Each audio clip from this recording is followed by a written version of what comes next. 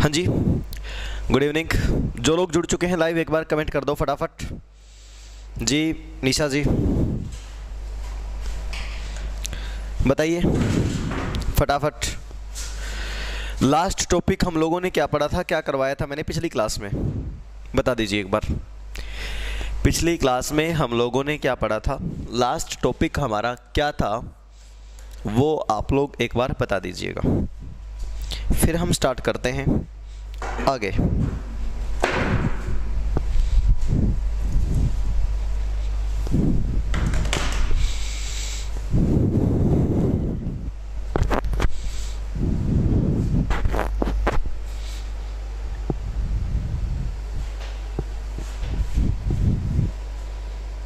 औरंगजेब कर रहे थे, औरंगजेब हो गया था। चलिए फिर, यानी कि हम पढ़ रहे थे मुगल काल।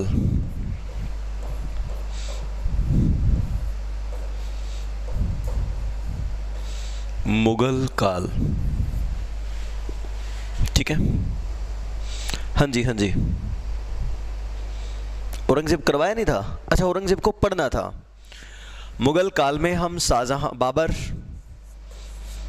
हुमायूं, अकबर, जहांगीर, शाहजहां और औरंगजेब को पढ़ने वाले हैं अब, यानी कि पूरा नहीं हो। अच्छा ये बता दो निशा जी, क्या शुरू करना था क्या औरंगजेब को? लास्ट देवराय की लड़ाई के बाद गद्दी पे बैठ गया था मेरे हिसाब से, है ना, बस वो गद्दी वाला बताना था।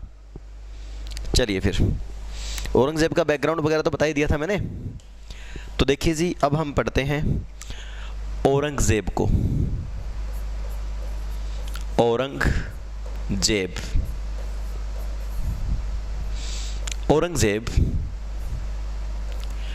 1658 से लेके 1707, 1658 से लेके 1707 तक राज करेगा। औरंगजेब को इतिहास में आलमगीर के नाम से भी जानते हैं, आलमगीर के नाम से भी जानते हैं औरंगजेब को इतिहास में। जी वेरी गुड इवनिंग। आलमगीर या फिर जिंदा पीर, ये मैं आप लोगों को बता चुका होगा, जिंदा पीर। अब औरंगजेब अपने पिता को कैद करके गद्दी पर बैठ तो गया था, लेकिन अभी कुछ बाकी चीज़ें थी। गद्दी पर बैठने के बाद औरंगजेब ने जो कारनामे किए, आप ये देखिए। औरंगजेब ने सोचा भाई गद्दी पर मैं बैठ गया, एक भी पैसा फिजूल खर्ची नहीं होगा, जो भी पैसा बर्बाद करने वाली बातें होंगी उन सबको मैं बंद करवा दूंगा। औरंगजेब के समय तक क्या क्या चल रहा था मुगलों में, इनकी एक प्रथा हुआ करती थी, झरोखा दर्शन। मुगलों की एक परंपरा थी झरोखा दर्शन, एक परंपरा हुआ करती थी आप। अच्छा हिंदू त्योहार चलते थे, हिंदुओं के त्योहार जो है चलते थे, हिंदू त्योहार। इसके अलावा यहां पर नौरोज का त्योहार, नौरोज त्योहार। इसके अलावा यहां पर संगीत और एक सिस्टम था तुलादान, ये सब यहां पर प्रचलन में था। तो औरंगजेब ने देखा गद्दी पे बैठते भाई झरोखा दर्शन, पैसा बर्बाद नहीं करेगा औरंगजेब। झरोखा दर्शन होता है राजा एक दिन पर्टिकुलर दिन खिड़की में आएगा और जनता से मिलेगा और पैसा देगा उन लोगों को, भाई जिसको जरूरत है, ठीक है, ऐसा करेगा। एक मिनट रुकिए जी, गर्मी बहुत है इधर।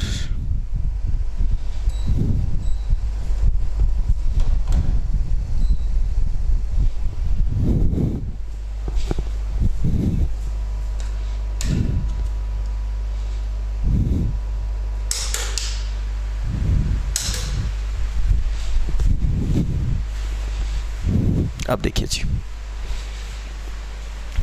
तो औरंगजेब ने झरोखा दर्शन बंद करवा दिया, नहीं आएगा राजा खिड़की में। अब हिंदू त्यौहार भी बंद करवा दिए, हिंदुओं को त्यौहार नहीं मनाने देंगे।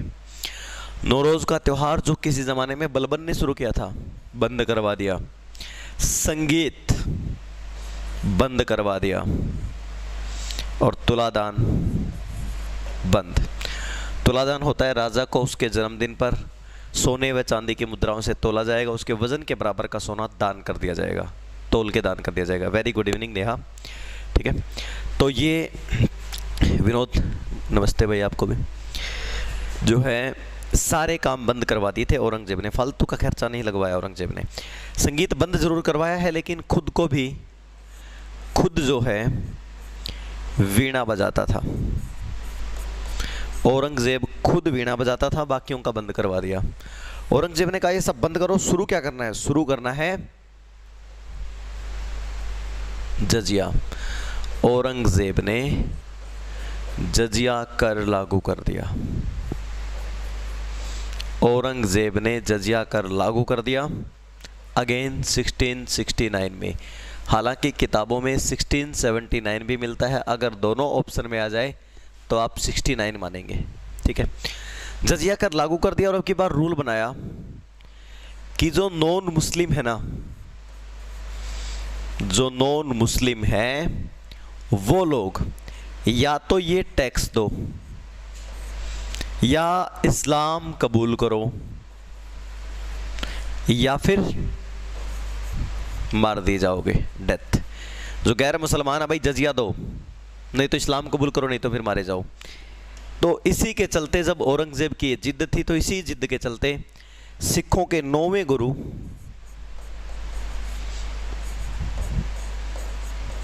गुरु तेग बहादुर, इन्होंने मना कर दिया था इस्लाम कबूल करने से, तो गुरु तेग बहादुर की हत्या करवा दी थी औरंगजेब ने 1675 में।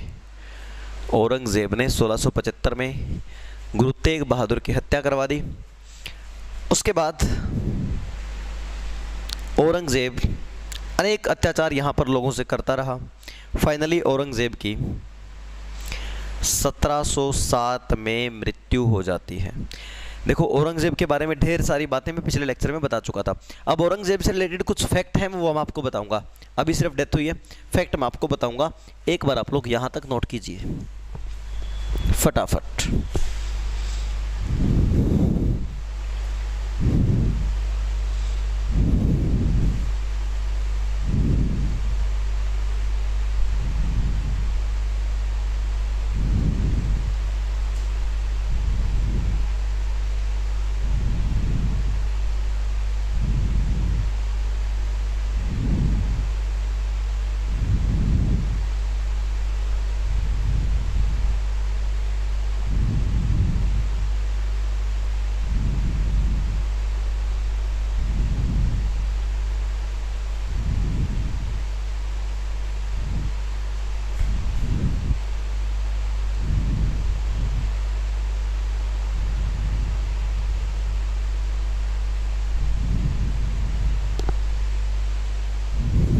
कीजिएगा, सारी बातें लिख लीजिए।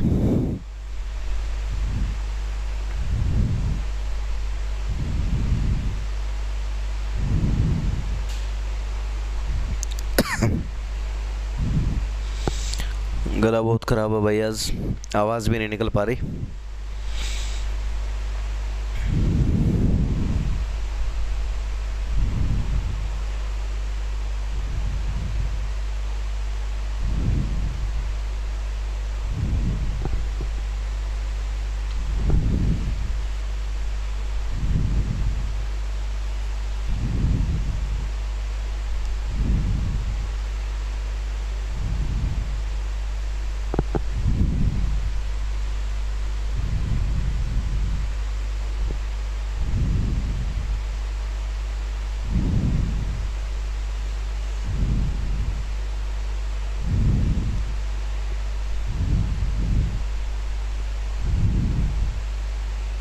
डन, चलिए जी, सबने लिख लिया ना। विनोद कुमार बताओ आप भी।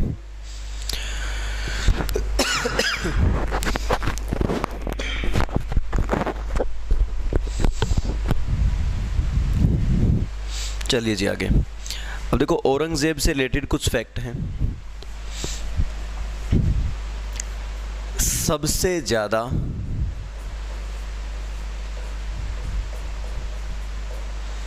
हिंदू पदाधिकारी, सबसे ज़्यादा हिंदू पद औरंगजेब के समय में ही थे। सबसे ज़्यादा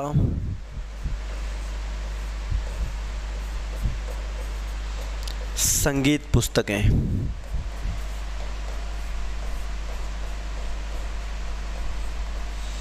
सबसे ज़्यादा संगीत पुस्तकें औरंगजेब के समय में ही लिखी गई।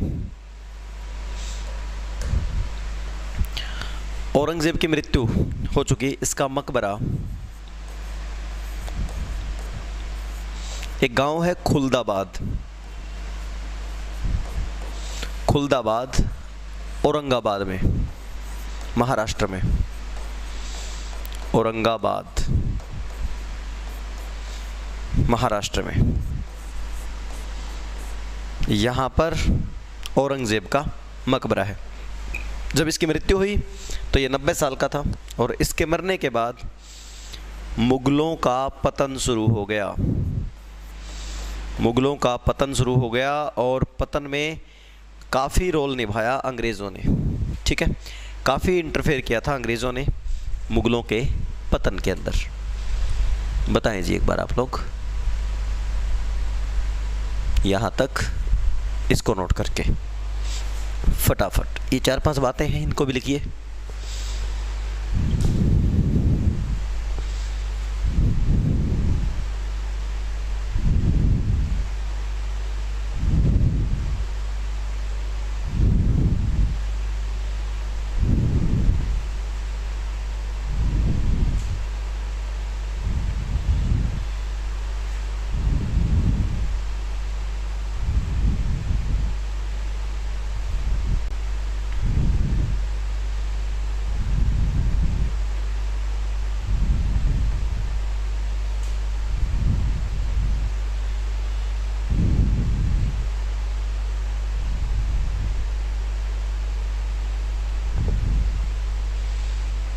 कीजिए फटाफट, बताएं करके नोट।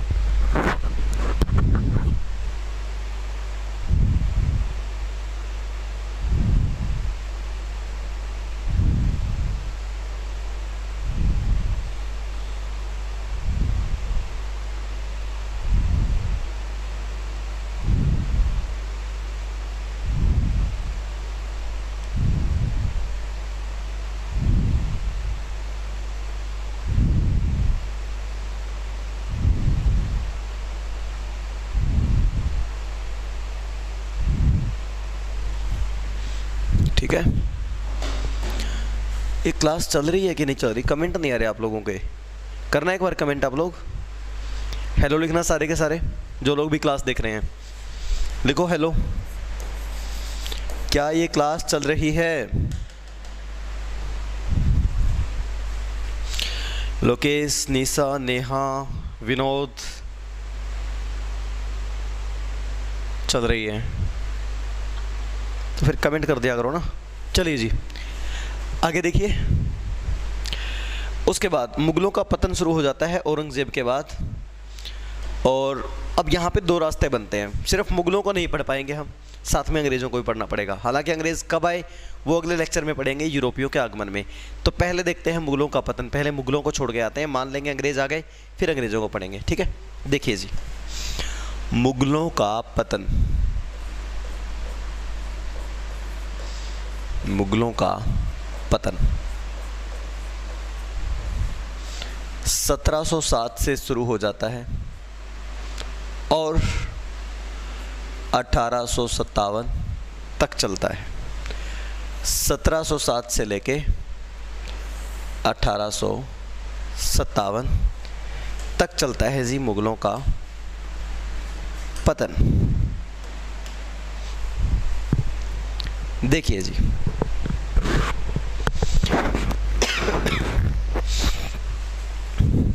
इसमें कौन कौन से मुगल बादशाह आते हैं।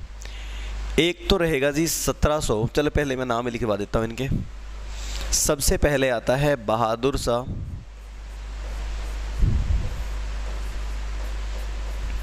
प्रथम।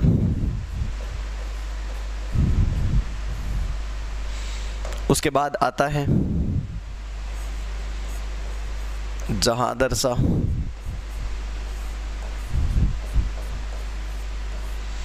उसके बाद आता है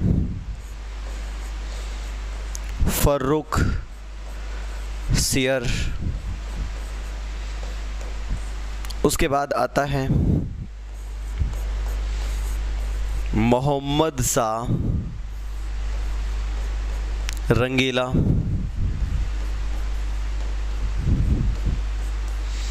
उसके बाद आता है अहमद शाह,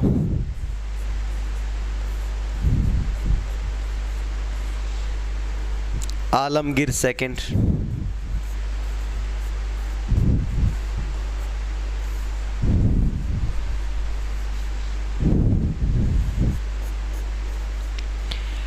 शाह आलम सेकंड,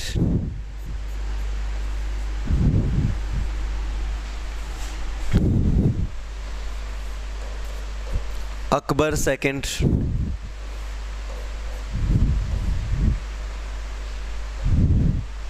और बहादुर शाह जफर।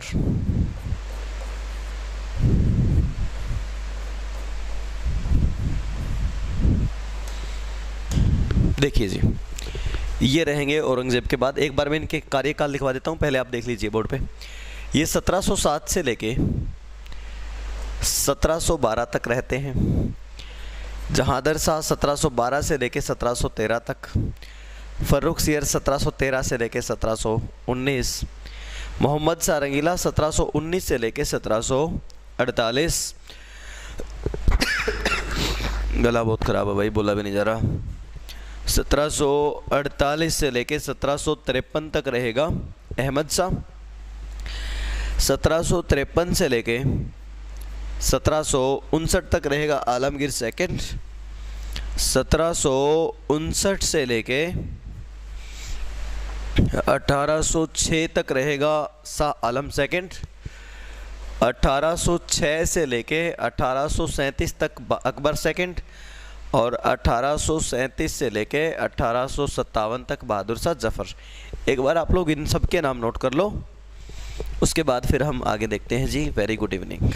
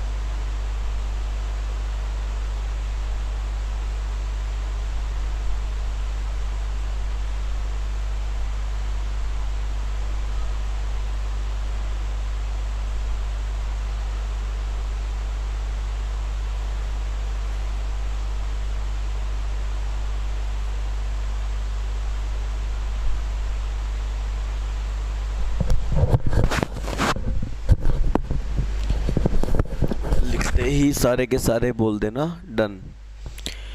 एक बार इनके नाम और कार्यकाल लिखना ज़रूरी है, उसके बाद फिर हम एक एक को देखेंगे, क्योंकि ये सारे इम्पोर्टेंट है ही नहीं, इनमें से कुछ लोग ही इम्पोर्टेंट है बस।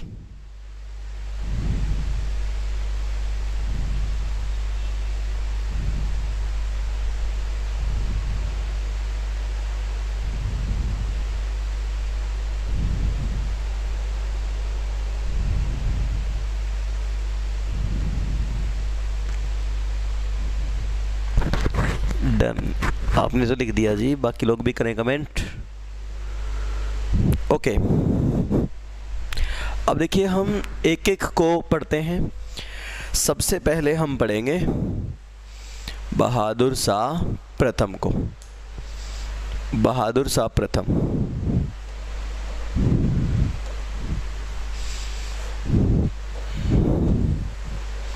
बहादुर शाह प्रथम जब गद्दी पर बैठा,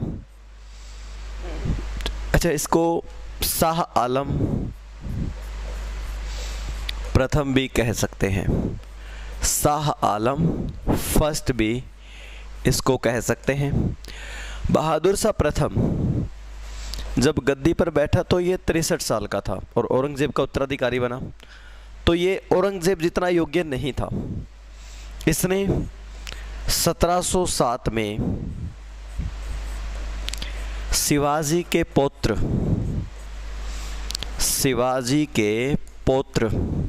यानी शिवाजी के पोते साहू को रिहा कर दिया। साहू को रिहा किया था, शिवाजी के पौत्र साहू को रिहा किया। ठीक है, तो औरंगजेब ने तो कैद किया था, इसने रिहा कर दिया। इसके तुरंत बाद गद्दी पर बैठेगा अगला शासक, जिसका नाम है जहांदर शाह। मतलब पहले बंदे ने कुछ खास नहीं करवाया। दूसरा शासक जिसका नाम है जहांदर शाह। जहांदर शाह इतना योग्य था कि एक ही साथ राज किया। ये एक अयोग्य शासक साबित हुआ। एक बार पहले आप इन दोनों को नोट कीजिए, उसके बाद हम स्टार्ट करते हैं, फिर तीसरे शासक पे पहुंचते हैं औरंगजेब के बाद। बताइए जी।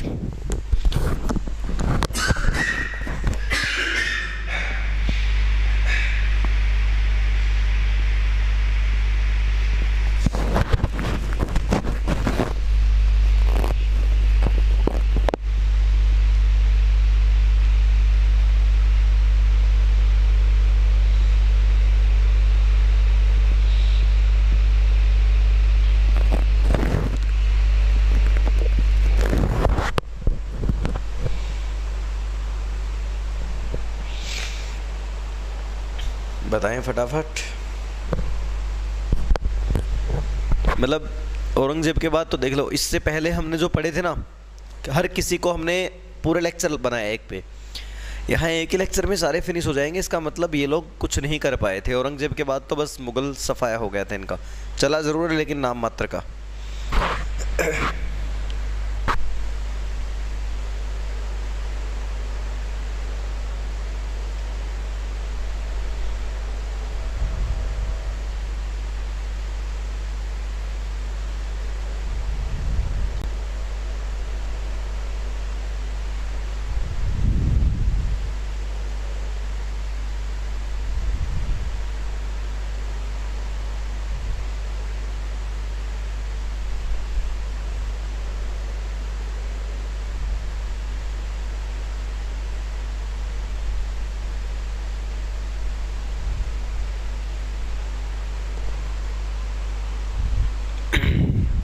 हाँ बताओ बाकी लोग भी।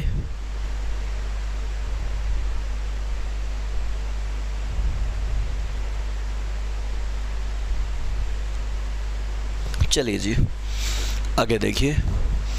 उसके बाद जो अगला मुगल बादशाह बनता है वो है फर्रुखसियर। अब हम देखते हैं फर्रुखसियर को।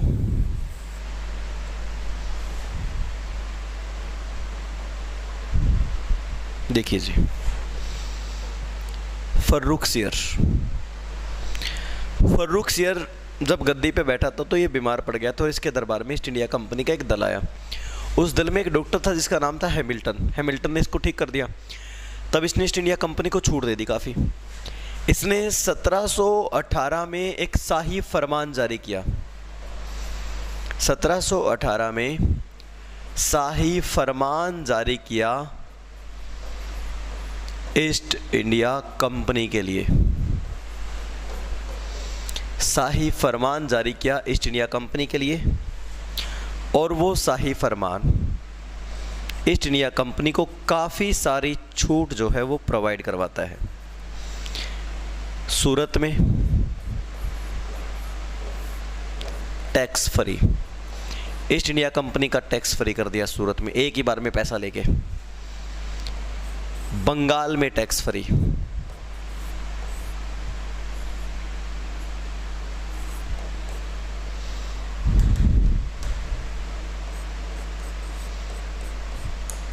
Tax free. हैदराबाद में टैक्स फ्री, वहाँ के राजाओं ने जो छूट दे रखी थी वो बरकरार रही। इसके अलावा कलकत्ता का राजस्व कंपनी को दे दिया कि कलकत्ता से जितना रेवेन्यू आता है वो आप संभालो।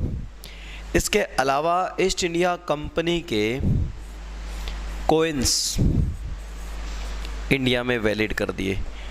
तो मुग़ल बादशाह के इस शाही फरमान ने ईस्ट इंडिया कंपनी को काफ़ी सारी छूट दी। इसीलिए इस शाही फरमान को ईस्ट इंडिया कंपनी का मैग्ना कार्टा कहा जाता है। ये अपने पाँव पे कुल्हाड़ी मारी है इसने, मैग्ना कार्टा। कंपनी सिर पे ना बैठती अगर ये भूल ना करता। तो ईस्ट इंडिया कंपनी को इतनी ज़्यादा छूट दी है मुग़ल बादशाह फ़र्रुखसिर ने, इसने अपने समय में ये गलती कर दी, तो हर कोई पतन की ओर चलता रहा। एक बार इसको नोट कर लें, शाही फरमान क्या है, क्या क्या इसमें दिया गया था। आमतौर पे किताबों में नहीं बताया जाता ये।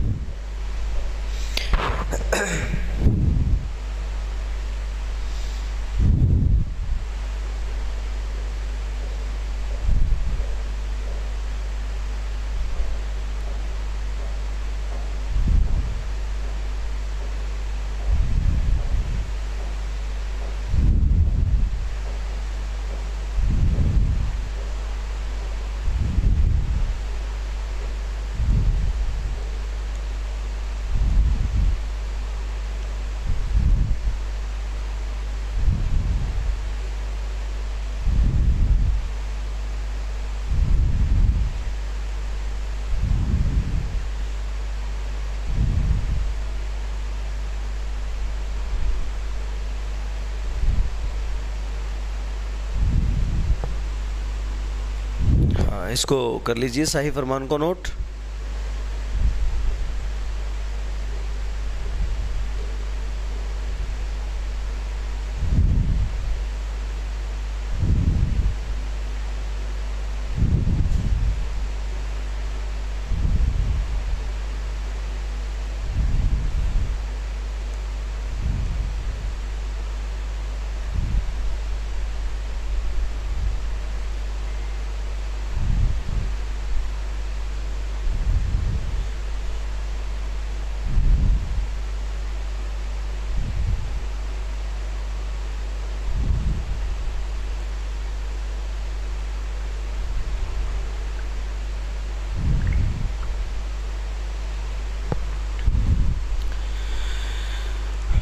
बाकी लोग भी बताएं भाई।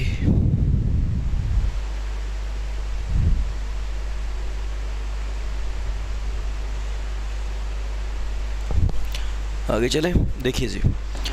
तो ये शाही फरमान किसने जारी किया था? फ़र्रुखसिर ने। उसके बाद देखिए आप लोग, अगले मुग़ल बादशाह की तरफ हम चलते हैं, मूव करते हैं। अगले मुग़ल बादशाह है मोहम्मद शाह रंगीला। मोहम्मद शाह रंगीला।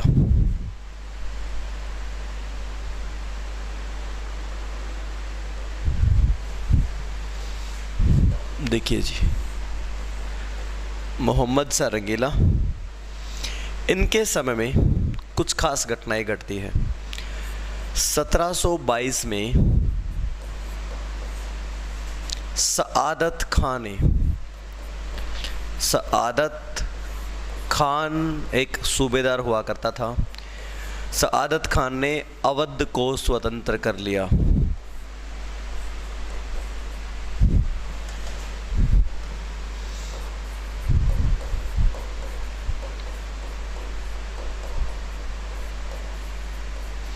अवध को स्वतंत्र कर लिया सआदत खान ने। अवध स्वतंत्र हो गया जी, ठीक है।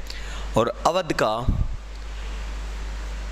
पहला नवाब बना सआदत खान ही। बताओ कैसे हालात है मुगलों के, अवध भी चला गया हाथों से। फिर इसके समय में 1739 में नादिर शाह अटैक कर देता है और करनाल का युद्ध होता है। करनाल का युद्ध, ईरान से आया नादिर शाह, वह भारत से रंगीला, इन दोनों के बीच होता है। रंगीला को बुरे तरीके से हराया नादिर शाह ने और यहाँ से जाता जाता मयूर सिंहासन ले गया। मयूर सिंहासन वह कोहिनूर ले गया। मयूर सिंहासन व कोहिनूर कौन ले गया? नादिर शाह, ठीक है। नादिर शाह कब आया था? 1739 में। किसके समय में? मोहम्मद शाह रंगीला के समय में, ठीक है। ये सब है ना, ये एग्ज़ाम में पूछा जाता है,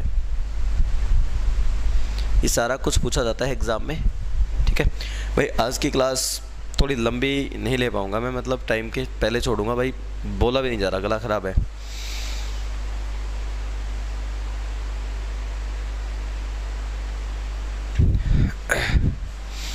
उसके बाद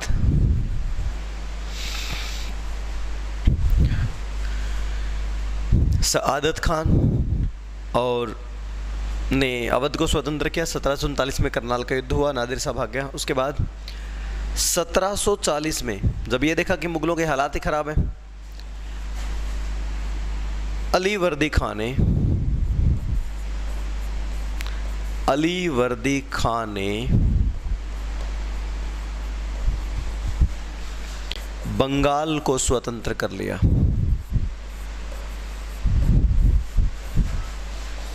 बंगाल भी स्वतंत्र हो गया, यानी कि रंगीला के समय में तो सब कुछ लुट गया।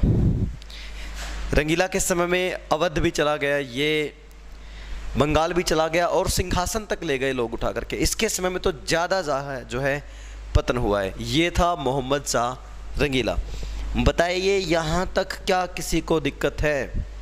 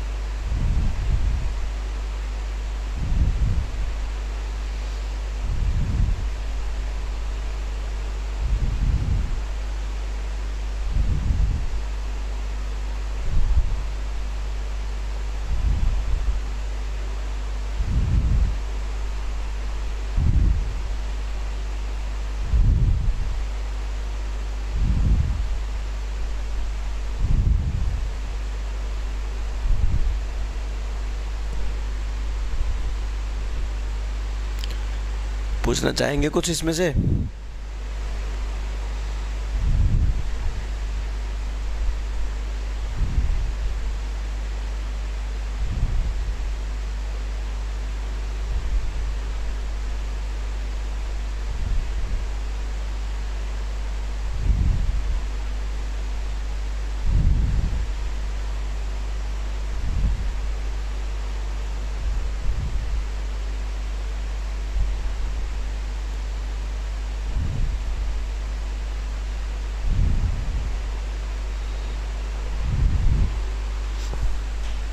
क्लियर है सब? चलिए जी, एक बार हम दोबारा से देख लेते हैं। देखिए, मैंने आपको बताया कि औरंगज़ेब जो है 1658 से 1707 के बीच राज करता है, जिसको आलमगीर के नाम से भी हम जानते हैं। ये सारी परंपराएं इसने बंद करवाई, जजिया कर लागू करवाया, नए रूल बना दिए, या तो टैक्स दो, नहीं तो मुसलमान बनना पड़ेगा, नहीं तो फिर मार देंगे आपको। इसी सिलसिले में गुरु तेग बहादुर की हत्या कर दी थी 1675 में औरंगज़ेब ने। 1707 में खुद औरंगज़ेब की डेथ हो जाती है। औरंगज़ेब के समय में सबसे ज़्यादा हिंदू पदाधिकारी थे, सबसे ज़्यादा संगीत की पुस्तकें लिखी गई थी इसके समय में। मकबरा खुलदाबाद नाम की एक जगह है औरंगाबाद में, हालांकि इसकी वाइफ का मकबरा है। इसने जो बनवाया था ना, इसने अपनी पत्नी की याद में भी बनवाया था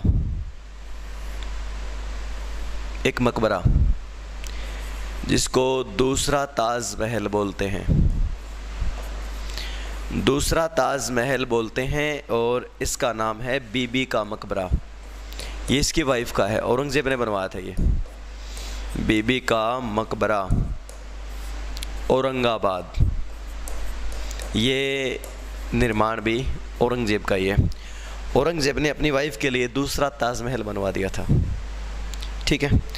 औरंगाबाद में है दूसरा ताजमहल, औरंगज़ेब ने बनवाया था। इसके लिए डेट 1661, कुछ किताबों में 1679। ऑप्शन में दोनों आ जाए तो आप 61 को सही मानेंगे। हाँ जी, जजिया कर परमानेंट बंद हो गया था रंगीला के समय में। ये भी नोट कर लो, औरंगज़ेब ने दूसरा जो है ताजमहल बनवाया, इसको भी नोट करो आप लोग। और भाई बोला बिल्कुल भी नहीं जा रहा, आवाज़ मेरी बिल्कुल डैमेज हो चुकी है, ठीक है। तो मुझे नहीं लगता कि आज हम लंबी क्लास कर पाएंगे।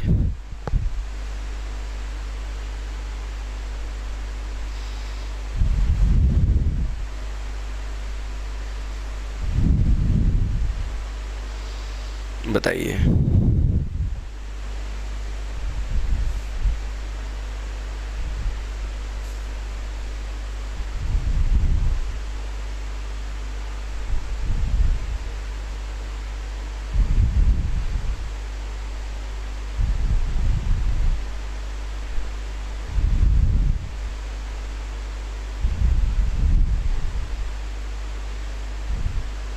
ये भी लिख लिया ना।